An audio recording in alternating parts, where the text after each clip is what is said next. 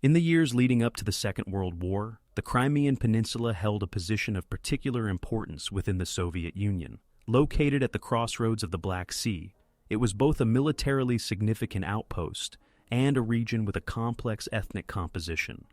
Among its population of around 1 million people in 1939, approximately 18,000 were Crimean Tatars, descendants of the Turkic-speaking communities that had dominated the peninsula for centuries under the Crimean Khaganate before its annexation by the Russian Empire in 1783. Alongside them lived ethnic Russians, Ukrainians, Greeks, Armenians, Jews, and others, creating a multi-ethnic society that had experienced periodic upheavals over the previous century. The Crimean Tatars had endured multiple waves of migration and demographic change.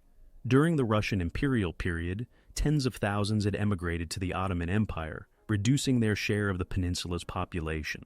Those who remained faced restrictions on land ownership and religious practice, though by the early Soviet era, some limited forms of cultural autonomy were briefly permitted. In the 1920s, Soviet authorities established the Crimean Autonomous Soviet Socialist Republic, granting nominal recognition to the Tatar population.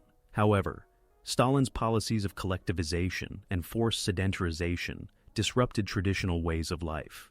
By the late 1930s, political purges and repression had further weakened Crimean Tatar institutions, leaving the community vulnerable on the eve of global conflict.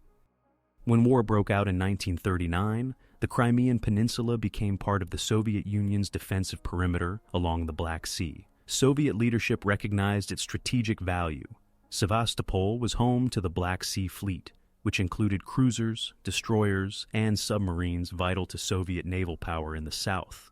Airfields in Crimea provided bases for bomber and fighter regiments that could reach deep into the Balkans or protect shipping lanes to the Caucasus. To defend the peninsula, the Soviet military maintained several fortified zones and stationed elements of the 51st Army, supported by coastal artillery and naval aviation. At the same time, the population endured the demands of wartime mobilization, with conscription pulling men of all ethnic groups into the Red Army. From Berlin's perspective, Crimea was a decisive objective long before German troops approached its shores. Adolf Hitler and the Wehrmacht's High Command saw the peninsula as a key to dominating the Black Sea. Control of Crimea would secure the right flank of German forces advancing into the Caucasus, neutralize the Soviet fleet at Sevastopol, and provide forward air bases for operations against Soviet industry in the Volga Basin and Allied shipping routes supplying the USSR through Persia. German military theorists considered Crimea not only a tactical stronghold, but also a psychological prize, recalling its symbolic role in Russian history and the Crimean War of the 19th century. The local population, however, did not perceive these strategic calculations in abstract terms. For the Crimean Tatars, Russians, and Ukrainians who lived on the land, the coming of war represented uncertainty and the possibility of upheaval. While some individuals had memories of earlier imperial conflicts or the Russian Civil War, few anticipated the scale of destruction that the new war would bring. Agricultural life had only recently stabilized after the famine of the early 1930s, and rural communities remained dependent on collective farms that were tightly integrated into Soviet state planning. Cities such as Simferopol, Sevastopol, and Kerch were hubs of industry and administration, yet they too were vulnerable to disruption from air raids or blockades. When Operation Barbarossa began in June 1941, the German advance through Ukraine quickly brought Crimea into the strategic spotlight. By September, Army Group South had reached the lower Dnieper River, opening the approach to the peninsula. The Red Army attempted to reinforce Crimea with additional divisions, but logistical constraints and the speed of the German advance limited their ability to prepare defenses. The Crimean Tatars, like other inhabitants, were drawn into the Soviet war effort in varied ways. Some fought in uniform, others contributed to agriculture and supply, while still others found themselves caught between competing authorities as the front line approached. At this stage, the fate of Crimea was still undecided, but the conditions were already in place for a tragedy that would involve both foreign occupation and internal repression. German planners envisioned not only the capture of military bases, but also the reorganization of the peninsula's population in accordance with broader Nazi racial policies. Soviet leadership, anticipating the possibility of betrayal among minority groups, treated entire communities with suspicion. In this tense atmosphere, the Crimean Tatars' historical experience of displacement and repression intersected with the catastrophic upheavals of World War, setting the stage for the series of events that would define their 20th century history. The German advance into the Crimean Peninsula began in the autumn of 1941 as part of the wider southern offensive of Operation Barbarossa. Following the capture of the lower Dnieper crossings, the 11th Army under General Erich von Manstein was ordered to take Crimea. With approximately 2,000 troops supported by Romanian units, the Axis forces launched their assault in late October. They faced the Soviet 51st Army and coastal defense forces numbering about 23,500 men, many of them hastily redeployed from other sectors. Despite initial Soviet resistance, the German breakthrough across the Perekop Isthmus forced Red Army units to retreat deeper into the peninsula. The terrain of northern Crimea posed both challenges and opportunities. The Perekop Isthmus, a narrow land corridor just a few kilometers wide, was defended by entrenched Soviet positions and the old Tatar ditch fortifications.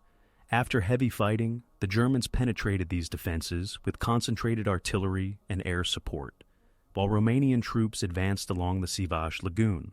By early November, Axis forces entered Simferopol, the administrative capital, and proceeded to occupy most of Crimea within weeks. Only Sevastopol remained in Soviet hands, protected by strong fortifications and the Black Sea Fleet. For the civilian population, the change of authority brought immediate consequences. Soviet officials evacuated some key personnel and resources, but most inhabitants, including the Crimean Tatars, were left under German occupation. Initial German proclamations emphasized order and the restoration of private property, appealing to those who had suffered under collectivization. However, Nazi occupation policy was shaped by ideological and racial priorities.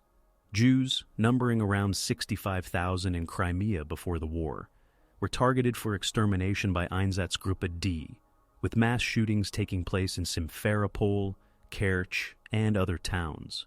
Crimean Tatars, meanwhile, experienced a more complex situation. Some were approached by German authorities for auxiliary service, while others remained loyal to Soviet power or simply tried to survive under shifting regimes. Military developments reinforced the precariousness of life on the peninsula. By December 1941, the Soviet High Command organized counteroffensives across the Black Sea coast. Amphibious landings at Kerch and Feodosia brought tens of thousands of Soviet troops back into eastern Crimea.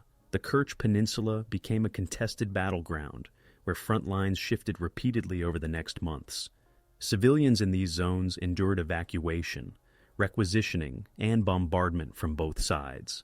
Villages were destroyed, agricultural production collapsed, and local communities faced food shortages that worsened with each round of fighting. The German command viewed the Crimean Tatars as potentially useful in undermining Soviet control. Small numbers were recruited into local auxiliary police units or propaganda campaigns emphasizing the idea of liberation from Bolshevik repression. At the same time, Soviet authorities, through underground cells and partisan detachments, sought to mobilize support among Tatars and other groups for resistance operations.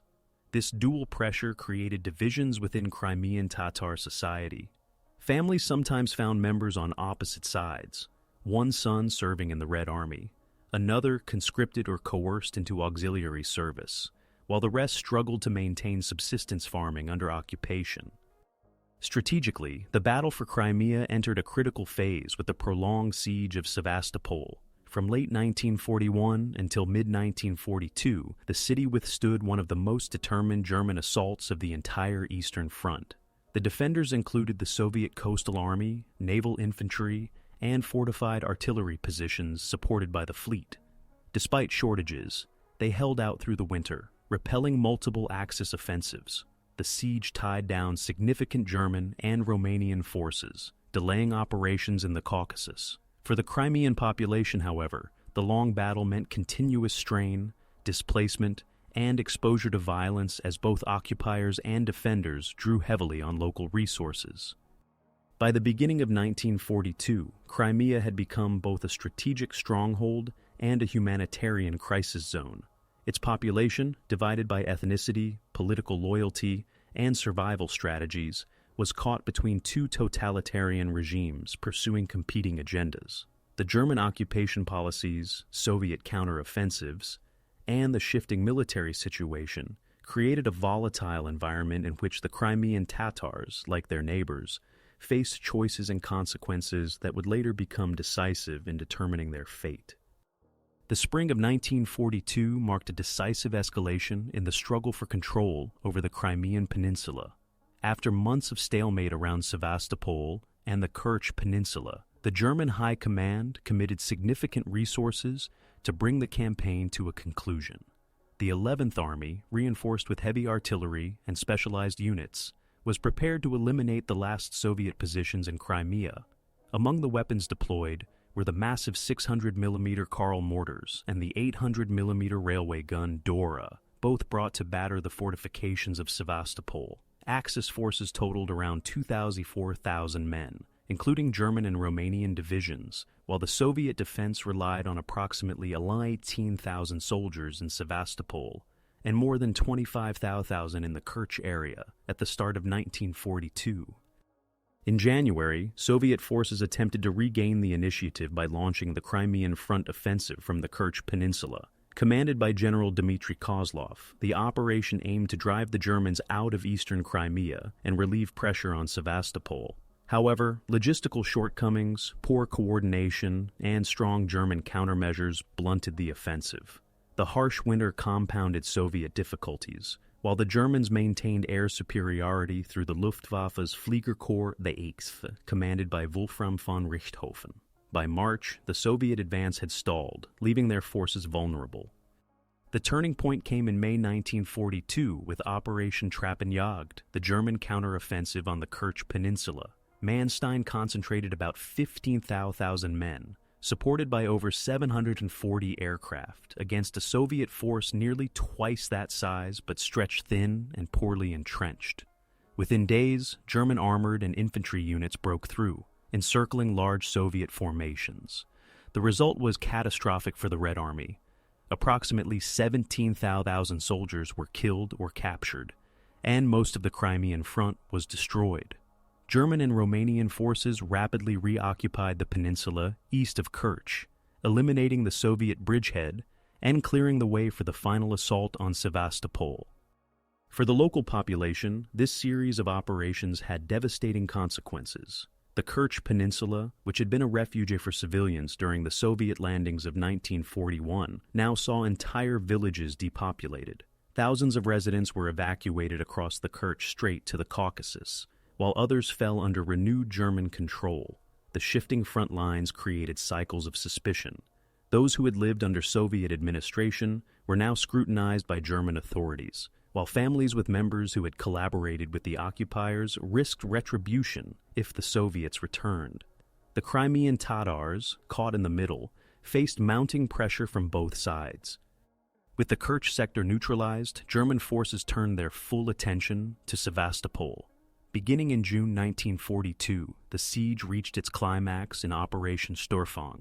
The Germans deployed concentrated artillery barrages, including the use of Dora, to reduce the city's extensive defenses.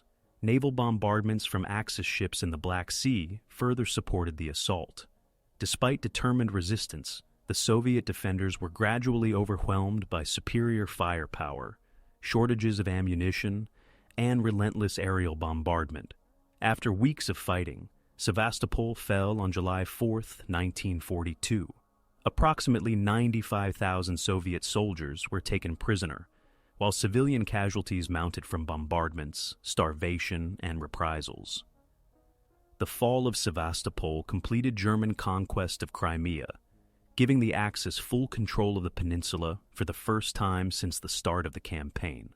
For Hitler, this was both a strategic victory and a symbolic triumph, and he awarded Manstein the rank of Field Marshal. Strategically, the capture freed German forces for the drive into the Caucasus, though the delay caused by the long siege would later have consequences for the larger campaign of 1942.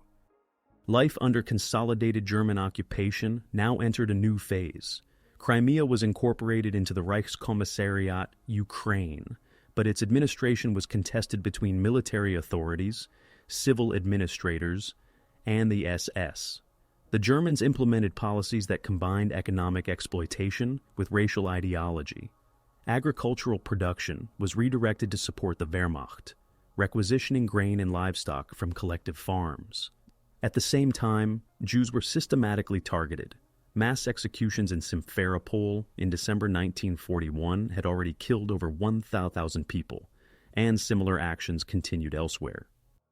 The Crimean Tatars were treated with a mixture of caution and instrumentalization. German officials permitted limited cultural activities, including the reopening of some mosques and Tatar language publications, in an attempt to win local support.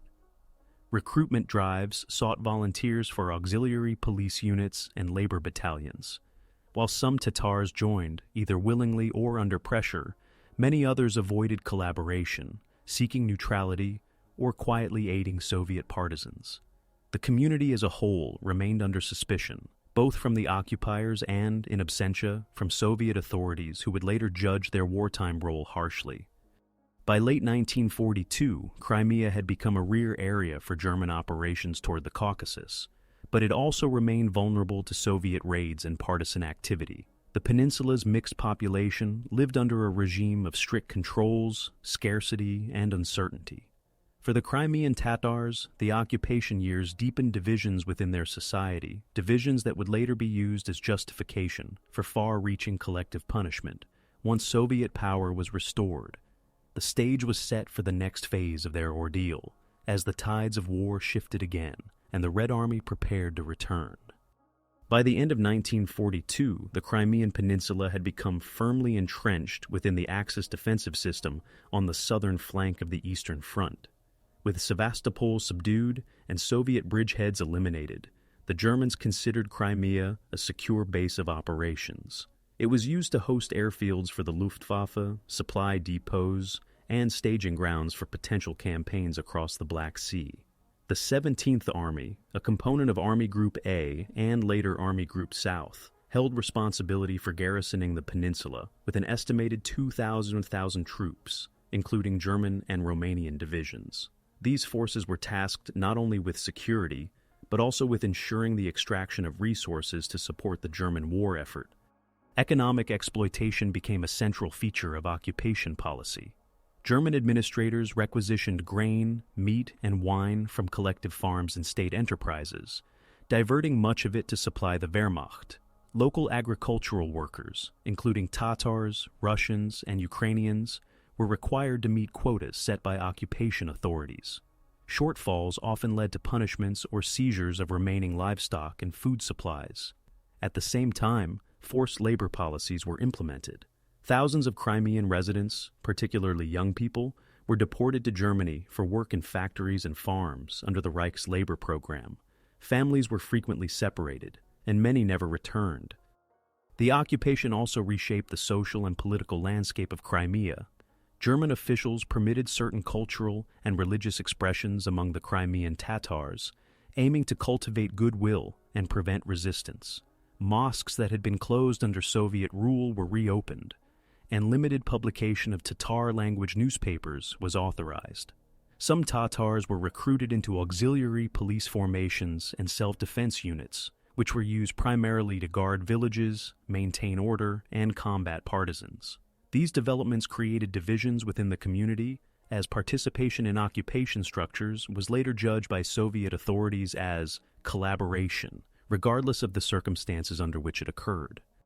At the same time, Soviet underground activity persisted throughout Crimea. Partisan groups, many of them organized by the NKVD before the German occupation, operated in mountainous and forested regions, such as the Yaila Range.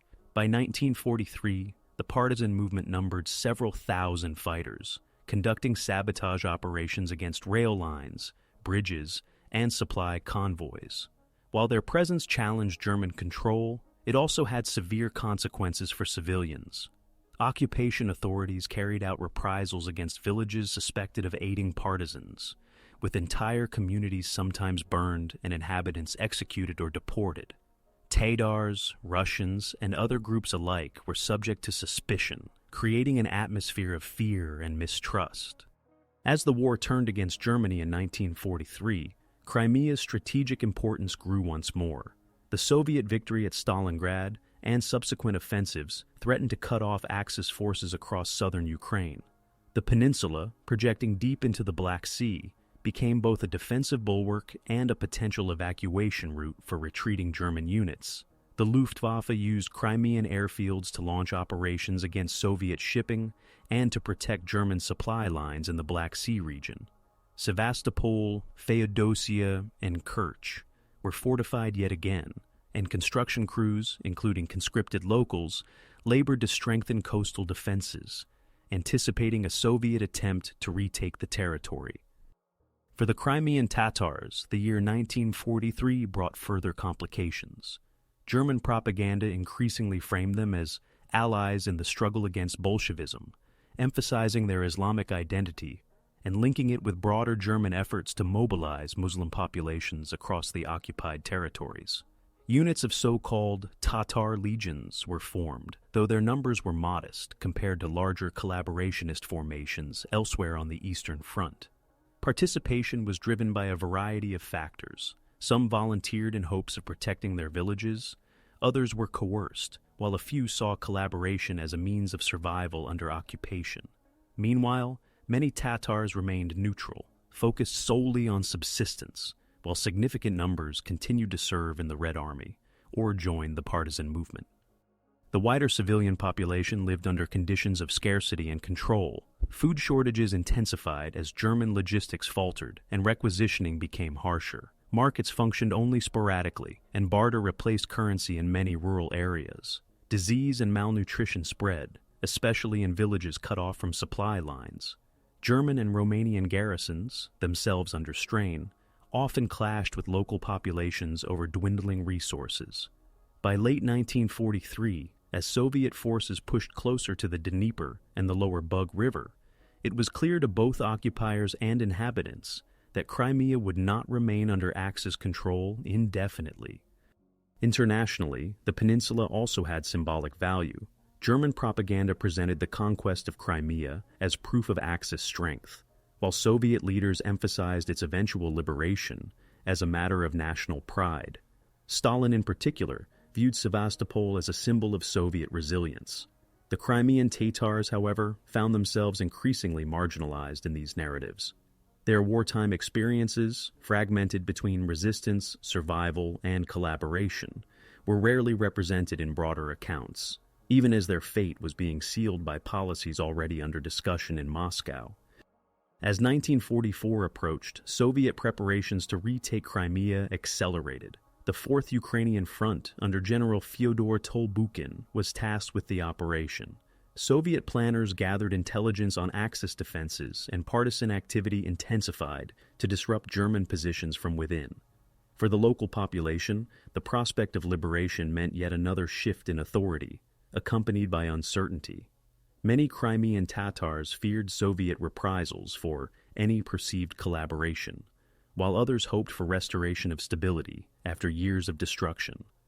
The approaching storm promised both the end of German occupation and the beginning of a new and decisive chapter in the history of Crimea's peoples.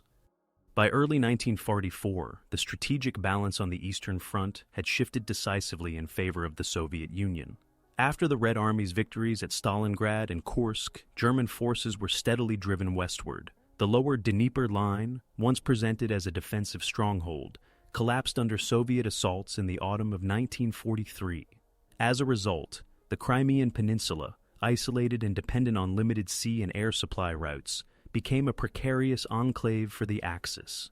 The 17th Army, numbering around 23,500 German and Romanian troops, was tasked with holding Crimea at all costs. This force included elements of the German 5th and 7th Army Corps and the Romanian 3rd and 4th Armies, supported by coastal artillery and Luftwaffe detachments. For Soviet planners, retaking Crimea was not only a military objective, but also a matter of political symbolism. Sevastopol, lost after a prolonged siege in 1942, had been celebrated as a hero city of Soviet resistance, and Stalin demanded its liberation. The operation was entrusted to the 4th Ukrainian Front under General Fyodor Tolbukhin and the Separate Coastal Army under Ivan Petrov, supported by the Black Sea Fleet and the Azov Flotilla. By the spring of 1944, the Soviets amassed over 47,000 troops, 6,000 artillery pieces, 560 tanks, and more than 1,250 aircraft for the campaign.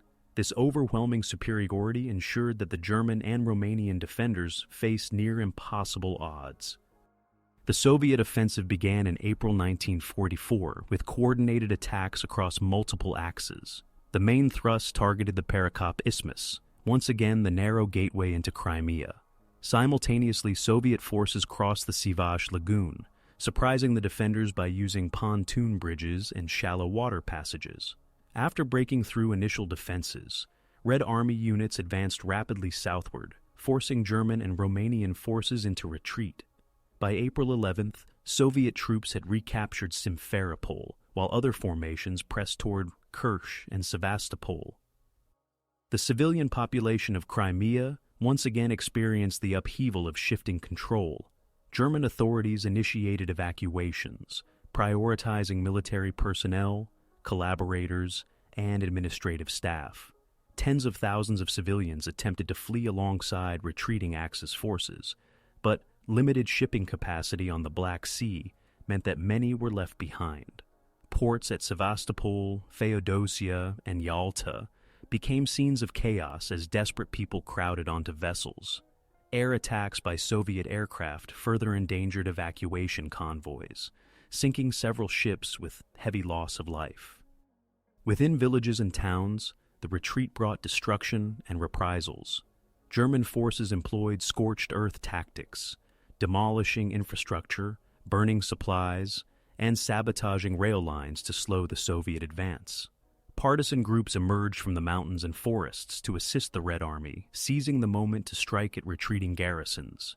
The Crimean Tatars, like other inhabitants, faced renewed dilemmas. Some who had served in German organized auxiliaries feared Soviet retribution and tried to evacuate, while others awaited the Red Army in hopes of restoration of order. The climax of the campaign came with the Second Battle of Sevastopol in May 1944. Soviet forces encircled the city, subjecting it to intense bombardment from artillery and aircraft. Unlike the drawn-out siege of 1941-42, this battle lasted only a few weeks. The defenders, cut off from reinforcement and supply, were unable to resist effectively. On May 9th, Sevastopol fell to the Red Army. Approximately 61,000 Axis troops were killed, 3,000 captured, and the remainder evacuated by sea. The victory restored Soviet control over Crimea and allowed Stalin to present the operation as a decisive vindication of Soviet power. For the local population, however, the return of Soviet authority marked the beginning of another, far more profound tragedy. Stalin and the NKVD leadership, convinced that the Crimean Tatars had collaborated on a large scale with the Germans, prepared a sweeping policy of collective punishment. While the Red Army celebrated its triumph, NKVD units quietly drew up lists of villages and households to be targeted in the coming weeks. The peninsula, devastated by years of occupation and warfare, now faced the prospect of forced deportation of an entire people. The liberation of Crimea thus closed one chapter of the war, but opened another, defined not by battles between armies, but by the fate of civilians. For the Crimean Tatars, the end of German occupation did not bring security or stability. Instead, it set the stage for mass displacement and the dismantling of their historic presence on the peninsula, actions that would leave lasting scars on both the community and the region. In May 1944, just days after the Red Army's triumph in Sevastopol, the NKVD began implementing one of the largest forced deportations in Soviet history. The target was the entire Crimean Tatar population, accused collectively of collaborating with German occupiers. On May 11th, Stalin signed the State Defense Committee decree ordering the resettlement of Crimean Tatars to the Uzbek Soviet Socialist Republic and other regions of Central Asia.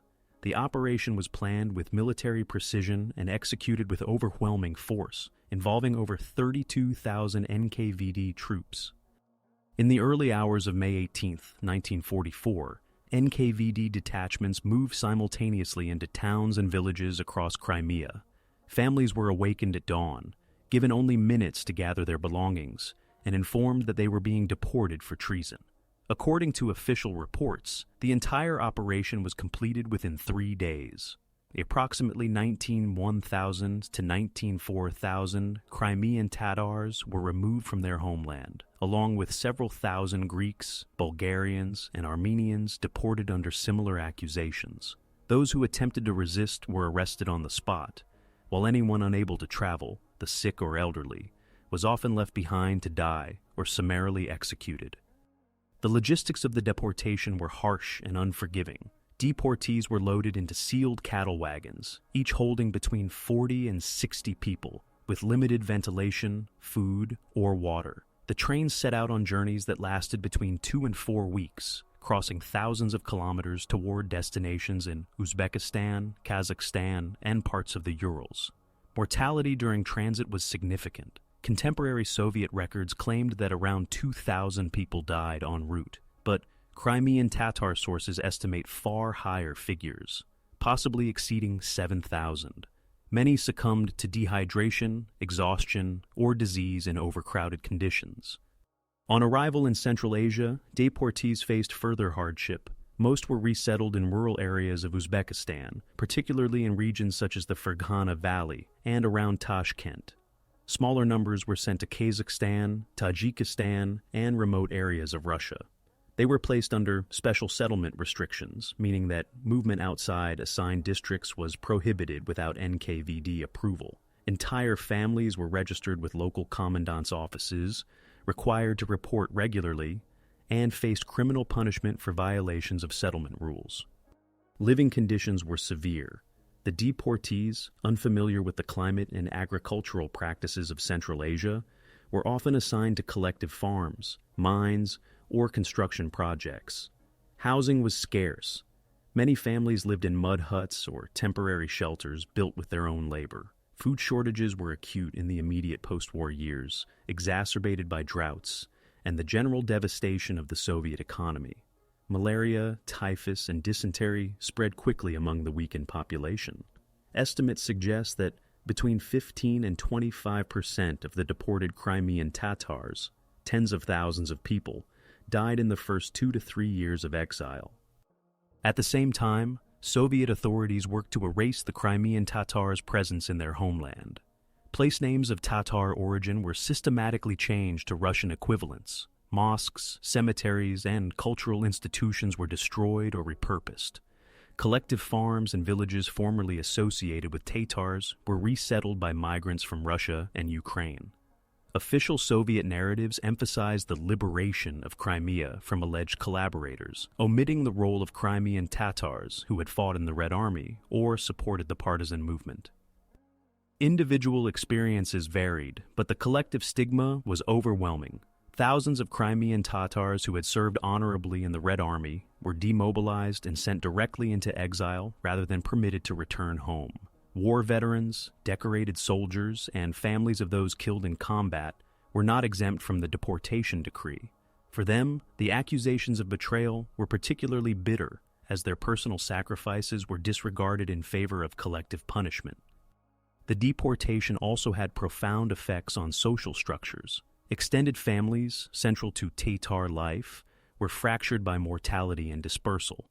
Religious practices, already suppressed under Soviet atheism campaigns, became even more difficult to sustain in exile. Education was conducted in Russian or Uzbek, further eroding the use of the Crimean Tatar language.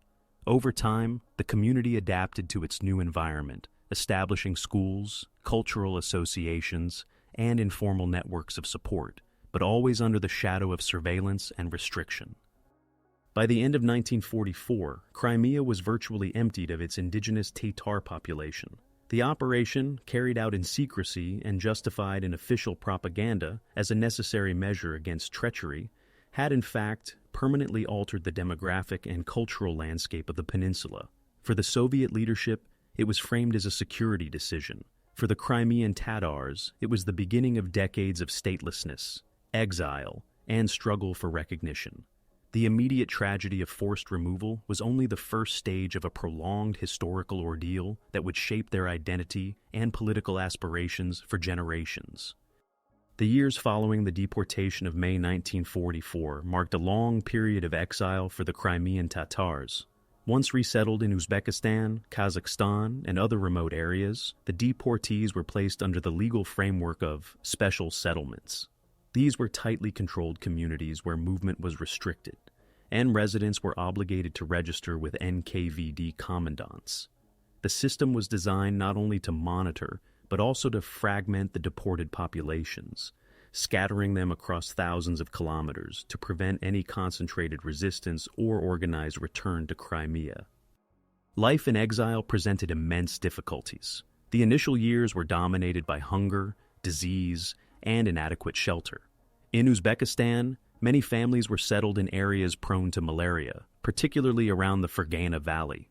Improvised housing, mud huts, barns, or even dugouts, offered little protection from the elements. Food rations were scarce, often consisting only of bread, millet, or maize, and many deportees were required to supplement their diets by foraging or trading small possessions for sustenance.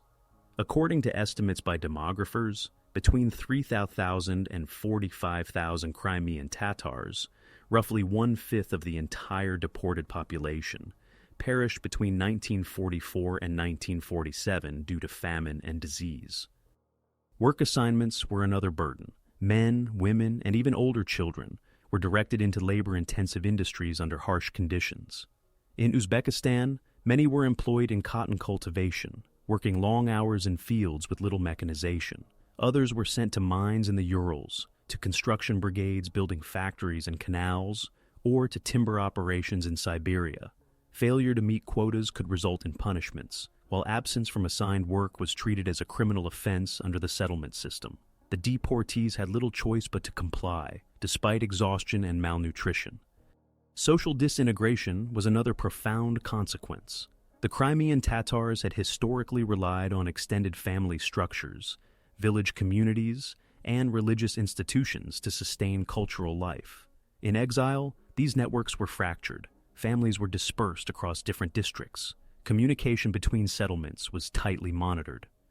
Religious leaders, already suppressed under Soviet atheism campaigns, were now further marginalized. Mosques in Crimea had been closed or destroyed, and in exile, the practice of Islam was confined to private households, often under fear of surveillance. Traditional celebrations such as Eid al-Fitr and weddings continued in discrete forms, but the broader cultural framework was under constant pressure. The deportation also produced long-term demographic and cultural consequences. In Crimea itself, Soviet authorities systematically removed traces of Tatar identity. By decree, villages, towns, and geographical features with Tatar names were renamed, often with Russian or neutral Soviet titles. Schools and institutions that had once used the Crimean Tatar language were dismantled. New settlers, primarily Russians and Ukrainians, were relocated into the peninsula to repopulate the vacated lands. This demographic engineering reshaped the identity of Crimea, making the absence of the indigenous Tatars both visible and enduring. Despite these hardships, the deported community began to adapt and slowly rebuild. Informal schools were organized to teach children the Crimean Tatar language, literature, and history, even when official curricula excluded them. Families preserved oral traditions, songs, and stories to maintain a sense of identity across generations. War veterans, many of whom had been decorated for service in the Red Army, sought to use their status to improve the conditions of their people, though most of their appeals to Moscow were ignored. In official Soviet narratives, the Crimean Tatars were virtually erased. Encyclopedias, textbooks, and maps described Crimea without reference to its indigenous population.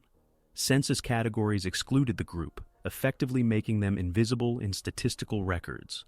when Crimean Tatars attempted to assert their identity, they were often pressured to register as Uzbeks, Tatars of the Volga, or other nationalities. This policy of assimilation further eroded official recognition of the community, leaving them without formal representation or institutional support. Nevertheless, the Crimean Tatar question simmered beneath the surface of Soviet politics. Individual petitions to the Kremlin, sometimes signed by thousands, were submitted throughout the late 1940s and 1950s, demanding the right of return. These petitions stressed not only the injustice of collective punishment, but also the loyal service of Crimean Tatars in the Red Army during the war. In response, the Soviet leadership maintained silence, reinforcing the official view that the deportation was a justified measure. The lack of acknowledgement deepened the community's sense of grievance and strengthened its determination to preserve identity in exile. The first post-war decade thus combined high mortality, forced adaptation, and systematic erasure. For the Soviet state, the policy achieved its immediate goals. Crimea was depopulated of Tatars and resettled with other groups, while the deportees were dispersed and monitored. For the Crimean Tatars themselves, however, it was a period of survival and quiet endurance, during which the foundations of later mobilization were laid. Out of this harsh environment would emerge a more organized and persistent national movement, which in later years would challenge the Soviet system from within. The death of Joseph Stalin in March 1953 marked a turning point for many deported peoples of the Soviet Union. Under Nikita Khrushchev, the new leadership sought to distance itself from the excesses of Stalin's rule. In 1956, the 20th Congress of the Communist Party formally condemned the cult of personality and acknowledged the injustices committed against entire ethnic groups. Several deported nations, such as the Chechens, Ingush, Kalmyks, and Balkars, were officially rehabilitated and allowed to return to their homelands. For the Crimean Tatars, however, the outcome was different. Although the Soviet state recognized that mass accusations of treason had been exaggerated or unfounded, Crimea was not restored as a homeland for its indigenous Tatar population. Instead, Soviet authorities justified the continued exclusion of Crimean Tatars by citing the peninsula's strategic military role and the resettlement of Russians and Ukrainians that had already taken place. Official decrees spoke only of restoration of rights, without any mention of repatriation. As a result, the Crimean Tatars remained in Uzbekistan, Kazakhstan, and other places of exile, while other deported groups were permitted to go home. This unequal treatment deepened resentment and fostered the beginnings of a more coordinated national movement. During the 1950s and 1960s, the community's survival strategy shifted toward organized activism. Educated Crimean Tatars, many of them veterans or children of deportees, began drafting petitions to the Supreme Soviet and the Communist Party leadership. Some petitions collected tens of thousands of signatures, demanding rehabilitation and the right to return. These appeals emphasized loyalty to the Soviet state, service during the war, and the illegality of collective punishment.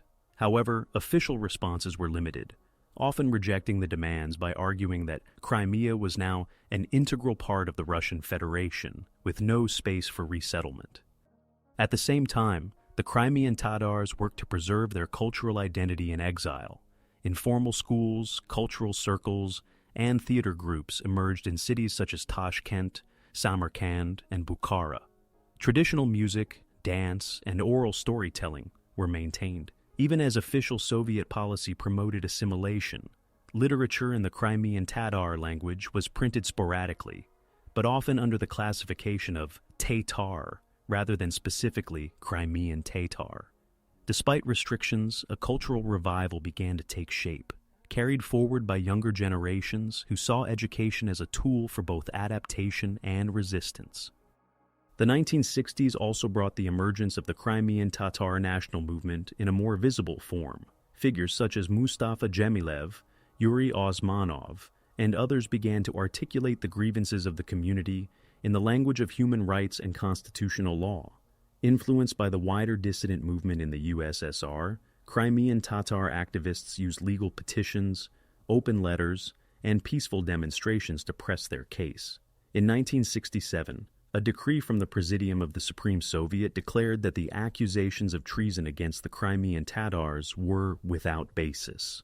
While this represented a symbolic rehabilitation, it still failed to grant the essential demand, the restoration of territorial rights in Crimea. The Soviet state's refusal to permit repatriation had multiple dimensions. Strategically, Crimea had become a hub for the Black Sea Fleet, missile installations, and defense industries. Politically, Moscow was reluctant to uproot the settlers who had been moved to Crimea after 1944. Administratively, the authorities preferred to manage Crimean Tatars as part of Uzbek and Kazakh republics, where they were dispersed and less likely to form a strong national presence. For Crimean Tatars themselves, this meant living in a paradox, officially no longer enemies of the state, yet still exiled from their homeland. Daily life during this period reflected both adaptation and struggle.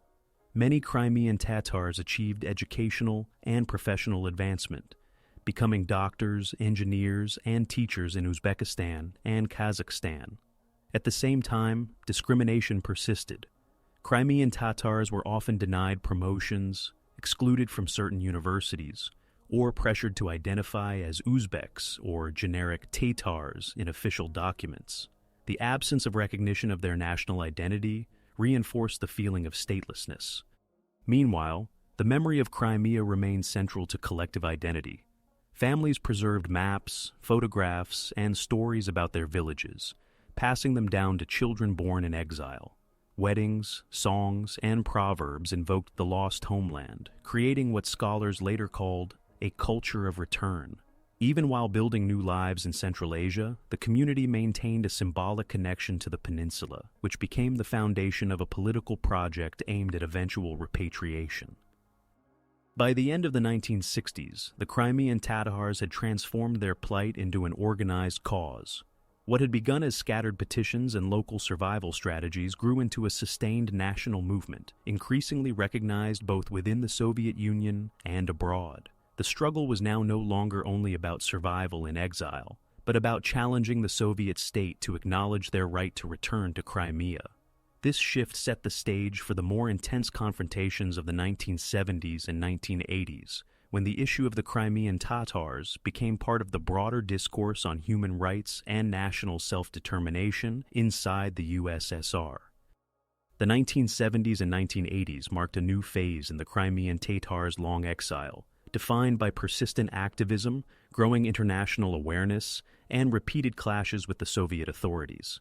By this period, the community in Central Asia had achieved a degree of stability in material terms.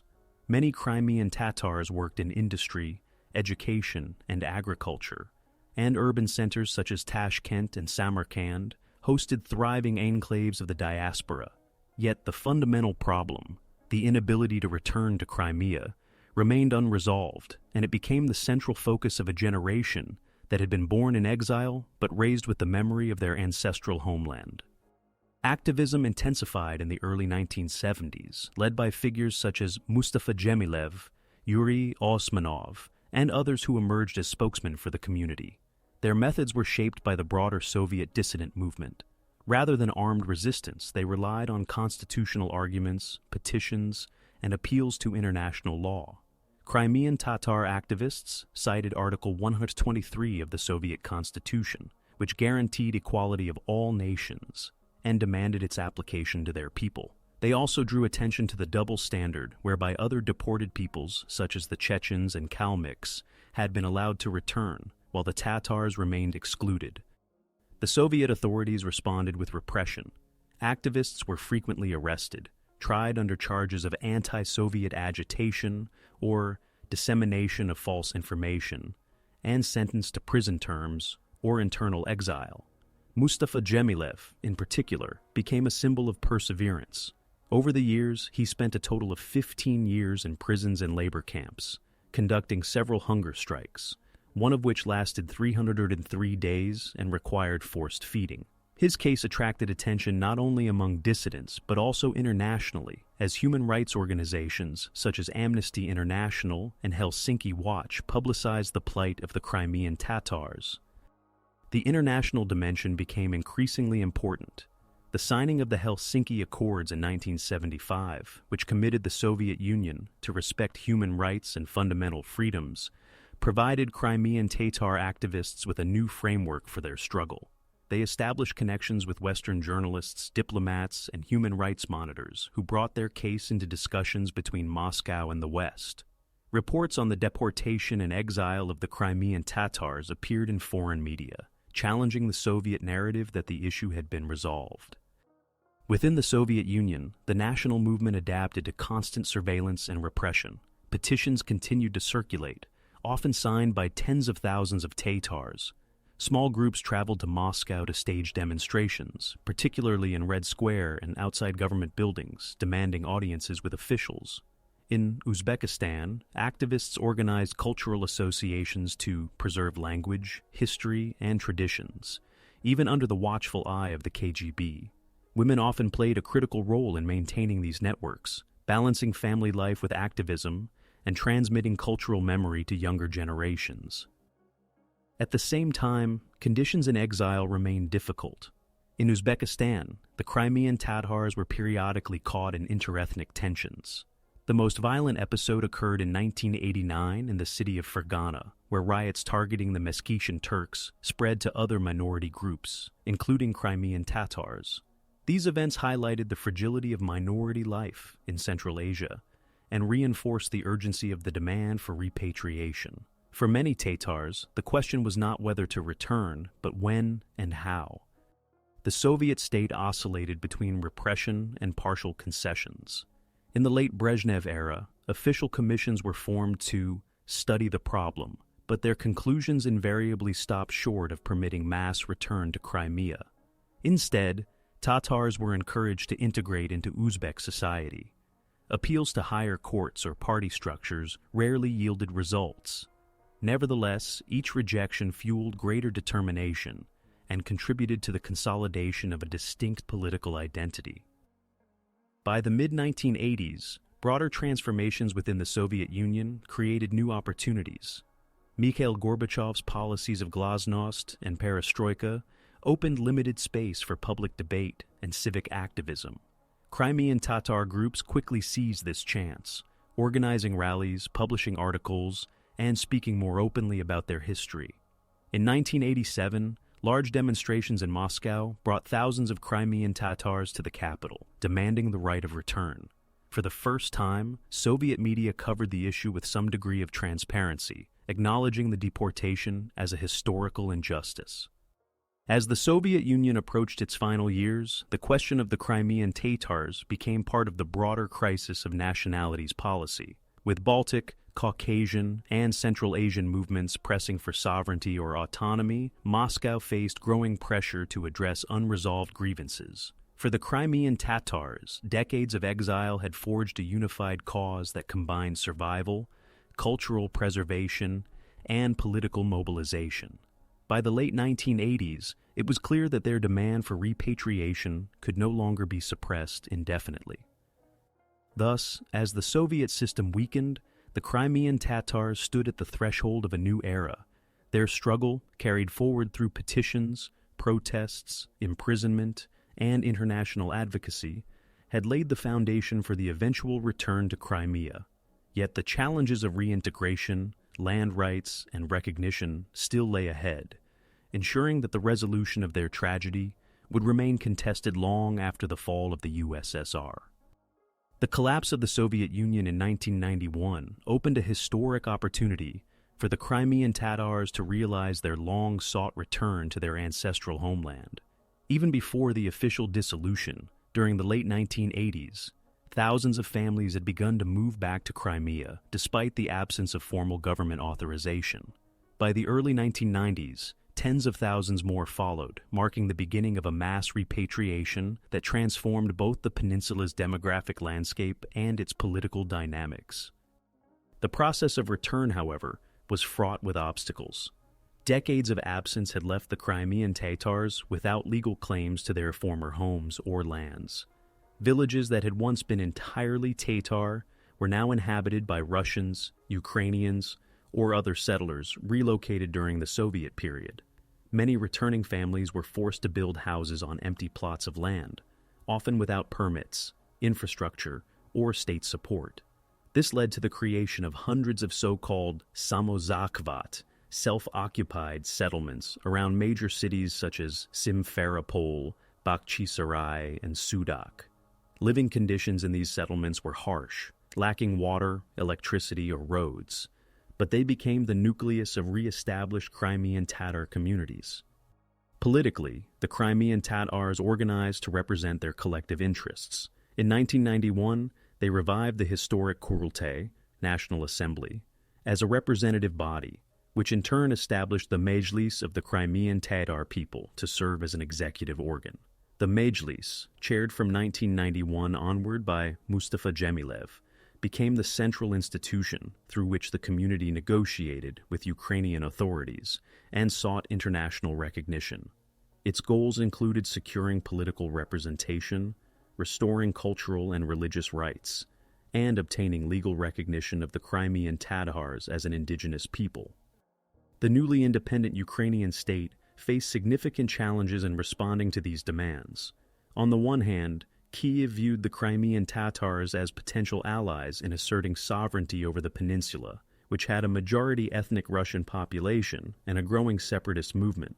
On the other hand, economic hardship, bureaucratic inefficiency, and competing priorities meant that assistance to returning Tatars was limited. Land disputes were particularly contentious, often pitting returning Tatar families against local authorities and Russian-speaking residents. These disputes occasionally flared into open conflict, though large-scale violence was avoided. Culturally, the 1990s were a period of revival. Mosques were rebuilt, Crimean Tatar schools established, and newspapers and radio stations launched. Religious life, suppressed for decades, flourished again. The community reintroduced traditional festivals, music, and literature, strengthening ties between older generations who had endured exile and younger ones who grew up in Crimea after the return. Universities and academic institutes began to research and teach Crimean Tatar history, correcting decades of silence. These initiatives were carried out largely through self-organization and international assistance, particularly from Turkey and Western NGOs. Internationally, the Crimean Tatar issue gained visibility in institutions such as the United Nations, the Organization for Security and Cooperation in Europe, OSCE, and various human rights organizations. Diaspora groups in Turkey, the Middle East, and Europe also lobbied for recognition and aid. While global awareness increased, concrete support remained limited, leaving the burden of integration largely on the Ukrainian state and the Crimean Tatar community itself. By the early 2000s, an estimated 25,000 to 27,000 Crimean Tatars had returned to the peninsula, representing about 12% of Crimea's population. While this signified a remarkable demographic comeback, it also highlighted the continuing challenges of economic integration and political recognition. Many Crimean Tatars remained unemployed or underemployed, while housing and land disputes persisted. Despite these obstacles, the community had re-established itself as a significant political and cultural force in Crimea. The legacy of the deportation and exile remains central to Crimean Tatar identity. Annual commemorations on May 18th, the anniversary of the 1944 deportation, became important public events, reminding both Crimean Tatars and the wider society of the tragedy that had shaped their history. These commemorations also reinforced the narrative of survival and return, ensuring that memory of the exile was passed to new generations. Historically, the Crimean Tatar tragedy reflects broader themes of the 20th century: the impact of totalitarian policies on minority populations, the manipulation of ethnic groups in times of war, and the long struggle for rights and recognition in the post-war and post-Soviet eras. For the Soviet state, the deportation achieved demographic and political goals, but at the cost of uprooting an entire people. For the Crimean Tatars, exile forged a sense of collective resilience and identity that survived despite immense hardship. By the time of the Soviet collapse and Ukraine's independence, the Crimean Tatars had transformed from a dispersed and marginalized community into a mobilized national group, determined to reclaim its place in the peninsula's future. Their story, beginning with occupation, deportation, and decades of exile, entered a new phase defined not only by return, but also by the ongoing struggle for equality, security, and recognition. The historical significance of their tragedy lies not only in the suffering endured, but also in the endurance of a people who, despite forced removal and erasure, succeeded in restoring themselves as a vital presence in their ancestral homeland.